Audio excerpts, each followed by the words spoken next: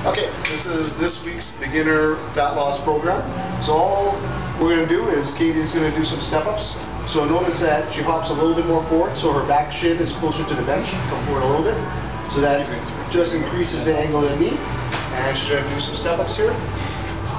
So the first set, shoot for about 12 to 15 reps. Just about the pace that she's going at.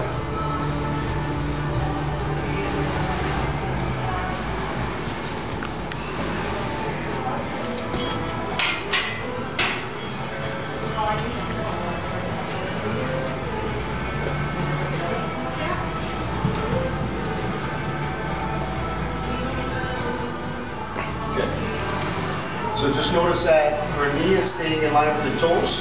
It's very common to see the knee just collapsing when they're doing the step up. If that happens, it's because the glute is weak or the VMO muscle is weak.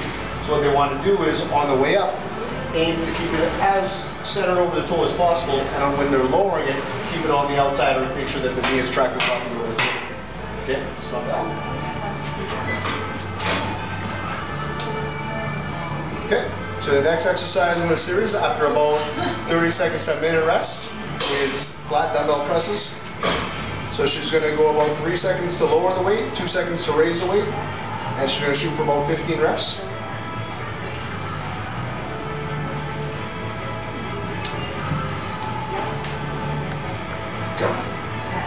Okay, and then after another 30 to 60 seconds rest, we're just going to move on to a split squat.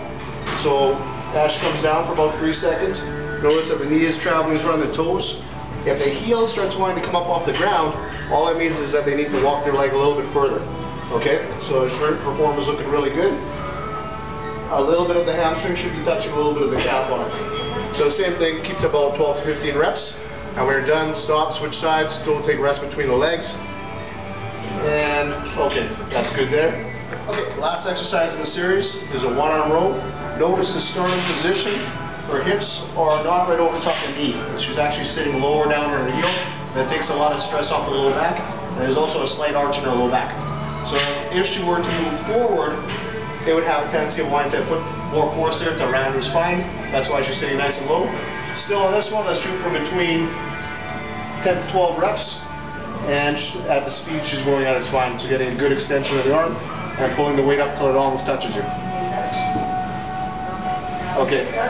After reps, stop, switch arms, and then we'll proceed to the next phase of the workout. So this one you would go for about, let's go 4 times through this series with the 60 seconds rest, and then proceed to phase 2. Okay? Okay, next exercise in this series, the start of a brand new series, would be a stiff-legged deadlift. So Katie's keeping her legs nice and straight, emphasizing shifting her hips back, and getting a good stretch in the hamstring. The important part to look at is the position of the low back. She's not allowing her back to round, or so she's holding a slight arch in her back, and most of the pressure is being taken by the hips. So with this one, let's shoot for about 10 to 12 reps.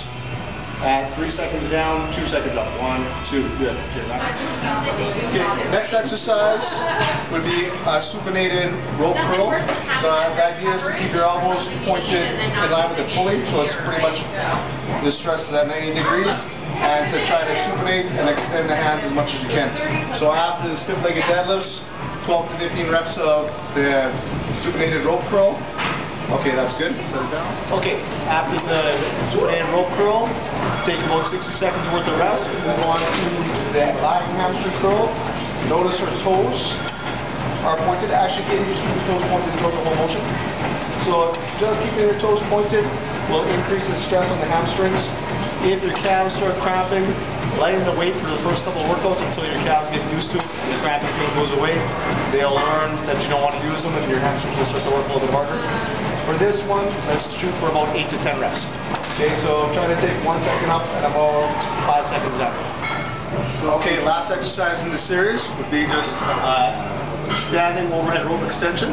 So the only key point to make sure with this one is to make sure that your elbows are pointed towards the ceiling and that she's lowering the weight back as far as she can. Okay? So again, shoot for about 12 to 15 reps. At the speed she's going at is perfect. Try and separate the handles at the top. And then that circuit do about 3 times through, and then that's your workout. So 4 times through the first circuit, And then the second one, 3 grounds through, all 60 seconds rest. That's a pretty good workout. Just make sure the weight is dictating how many reps you can perform. So if you can do more reps, you need to make it heavier.